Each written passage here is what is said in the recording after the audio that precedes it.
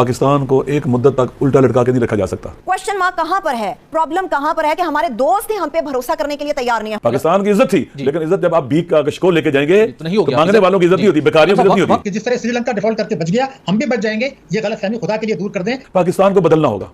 अगर नहीं पाकिस्तान बदलेगा तो जैसे अभी इररिलेवेंट है, और इतना बड़ा मुल्क अगर मजीद इररिलेवेंट रहेगा तो अंदर से ये खोखला होकर ढह जाए। बाकी मुसलमानों को कश्मीर के बाहर जो हमारे बारे में सुनते हैं, अगर उन्हें ऐसा लगता है कि जो हिंदूज हैं वो हमें यहाँ नमाजें पढ़ने से रोकते हैं या मस्जिद जाने से रोकते हैं, मैं आपको बता दूं ये एक बहुत ही इग्नोरेंट काइंड ऑफ अफवाह है।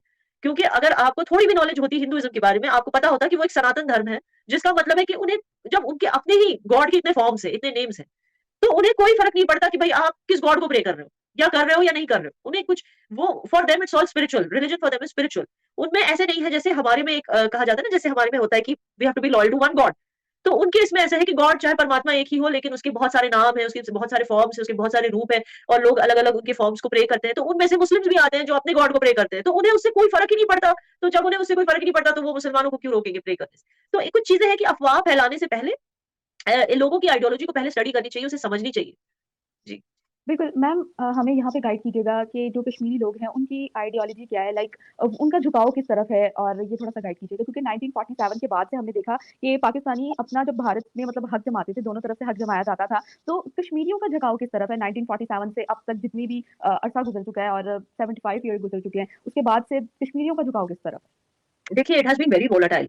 मैं आपको बता दूं, पहले तो यहाँ सारे हिंदू ही थे, फिर वो अराउंड 13th सेंचुरी उस आसपास वहां पे मतलब उस जमाने में, मेडाइवल जमाने में पाकिस्तान साइड से, मतलब उस तरफ से, वेस्ट से, तभी तो पाकिस्तान था नहीं, बट वेस्ट से संत सूफी आते थे और वो अपने साथ इस्लाम को ले आए, जो कि बहुत खूबसूरत चीज थी। इस्लाम का आगाज हुआ कश्मीर में अराउंड 13th-14th सेंचुरी। तो जाहिर सी बात है जब पाकिस्तान बना, बिकॉज इट वाज मेजॉरिटी मुस्लिम, जाहिर सी बात है कि एक मजहबी कनेक्शन था पाकिस्तान के साथ। तो उसकी वजह से एक ब्लाइंड फेथ था कि जो भी पाकिस्तानी बोलते हैं उसमें ब्लाइंड फेथ था। लेकिन इस ब्लाइंड फेथ का नाजायज फायदा उठाया गया हर एक चीज में। वो कहते हैं ना, उन्हें गुमराह किया गया कश्मीरियों को, जस्ट बिकॉज हमें ब्लाइंड फेथ था पाकिस्तानियों पे, तो हमें गुमराह किया गया। तो हर बार हमें कहा गया, हमारी हिस्ट्री बदलने की कोशिश की गई, हमें कहा गया कि हमें हमारा एक्चुअली कश्मीरी हिंदुओं से कोई लेना देना है नहीं, जबकि हम उन्हीं में से निकले हैं, हम वही थे। उसके बाद इस्लाम कबूल किया हमारे फोर फादर्स ने, लेकिन हमें इस तरह बताया गया कि भाई you are a lost tribe of the Jews, आपका कोई कनेक्शन नहीं है कश्मीरी पंडितों से, तो ताकि हमें उनके लिए सिंपैथी ना रहे। फिर धीरे धीरे वो पॉइजन फैलाने की कोशिश की, क्योंकि ब्लाइंड फेथ था, हम हर एक चीज बिलीव करते गए जो जो हमें बोला गया। पॉइजन फैलाने की कोशिश की कि हिंदू जो है हमें मारेंगे एक एक करके, हमारे हक छीनेंगे, हमारे घर छीनेंगे, हमारे जॉब छीनेंगे, हमारे अंदर एक इनसिक्योरिटी डेवलप कराई गई हमारे भाइयों और बहनों के खिलाफ। तो उस वजह से जो है इस कश्मकश में क्या हुआ कि जब वो सो कॉल्ड मुजाहिदीन, जो ऑनेस्टली जो जिहाद का नाम जो बदनाम करते हैं, अनफॉर्चुनेटली पाकिस्तानी उनको मुजाहिद बोलते हैं, जब हम उनको दहशतगर्द बोलते हैं, जब वो दहशतगर्द हमारे यहाँ आने लगे बंदूकें लेकर, फिर उस जमाने में जो कश्मीरी थे उनकी सिचुएशन कुछ ऐसी थी कि उन्हें समझ नहीं आ रहा था, जो दिख रहा था वो उन्हें गलत लग रहा था, लेकिन वो इतने वीक थे क्योंकि उनके पास तो बंदूकें नहीं थी वापस लड़ने के लिए। वो इतने वीक थे कि उन्हें समझ नहीं आ रहा था कि अगर हम, एक वो होता है ना कनेक्शन दिल का, कश्मीरी पंडितों के साथ कनेक्शन था, वो नहीं चाहते थे कि ये लोग कभी जाएं वैली छोड़, लेकिन हम रोक भी नहीं सके उसको होते हुए। तो एक वो सिचुएशन है, उसकी वजह से जो है पाकिस्तान को लेके एक खलल हो गई दिल में कि यार इन्होंने ये होने दिया, इन्होंने कश्मीर में ब्लड बाथ होने दिया, जबकि हमने इन पे ब्लाइंड फेथ रखा था। हमें लगा था कि ये हमें सही राह पे ले जा रहे हैं, लेकिन धीरे धीरे पता चलने लगा कि ये हमें गलत राह पे, और आज तक वही हो रहा है।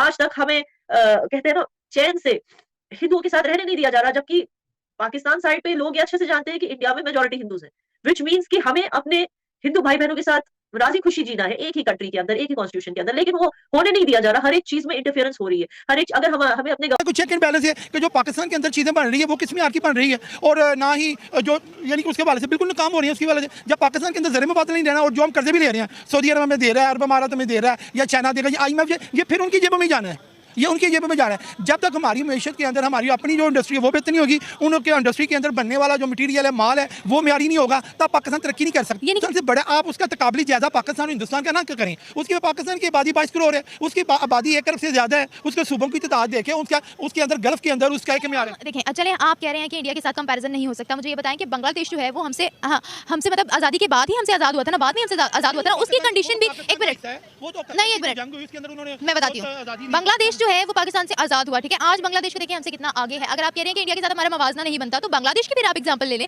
वो तो फिर हमसे आगे निकल गए। हमारे हुक्मरान हमें सही मिलते हैं तो आज हम इस हालत में ना होते। मतलब तो ये हुआ कि इंडिया को हुक्मरान फिर सही मिल गया। हुक्मरान देखे उधर कानून है, इस मुल्क के अंदर कानून नहीं है। अगर कानून हो सारा कुछ ठीक हो सकता है। मैं इंडिया तरक्की कर सकता है तो पाकिस्तान क्यों नहीं कर? पाकिस्तान इस वजह से तरक्की नहीं कर सकता कि इधर हुक्मरान कानून कोई नहीं है, उधर कानून है। बांग्लादेश तरक्की कर सकता है, अफगानिस्तान कर सकता है, तो पाकिस्तान क्यों नहीं कर सकता? कानून की बात है, सिर्फ कानून, रूल ऑफ लॉ, अपना रूल ऑफ लॉ सही कर लें, सारा कुछ ठीक हो सकता है। अच्छा, आप मुझे बताएं कि अभी इमरान खान ने जो यही सेम सवाल मेरा आपसे है कि जब मेरा दौर था तो फिर 10% महंगाई थी, आज 47% हो गई है, और इंडिया में तब 5% थी, और आज भी इंडिया में 5 ही है और हमारी 47 पे चली गई है। फिर क्या एग्री करते हैं इस बात से? सर मैं बिल्कुल एग्री करता हूँ इस हवाले से कि इंडिया की हम मिसाल पहले नहीं देते थे क्योंकि वो हमारा देनी चाहिए, दुश्मन मुल्क है, लेकिन अब हम इतने मजबूर हो गए कि आज हमें एक दुश्मन मुल्क की घंटे की तकरीर में इमरान खान ने 10 दफा हिंदुस्तान का नाम लिया। मिसाल तो जो अच्छा करेगा देनी मैं पड़ेगी। आपकी बात पे जवाब दे रहा हूँ ना कि वो हमारा दुश्मन मुल्क है। आज हमारे मुल्क के ये हालात हो गए कि हम इंडिया से बदतर हो गए, जहाँ पे 80 करोड़ लोग भूखे सोते हैं रोज। आज हम उस मुल्क की मिसाल ले रहे तो आज दुनिया की 5वीं बड़ी इकॉनमी बन गई है। सर बन गई है ना, लेकिन हम 22 करोड़ को भी नहीं संभाल पा रहे, 100 करोड़ के ऊपर को संभाल रहे हैं। 1 अरब 40 करोड़ बात है सारी भैया निजाम की।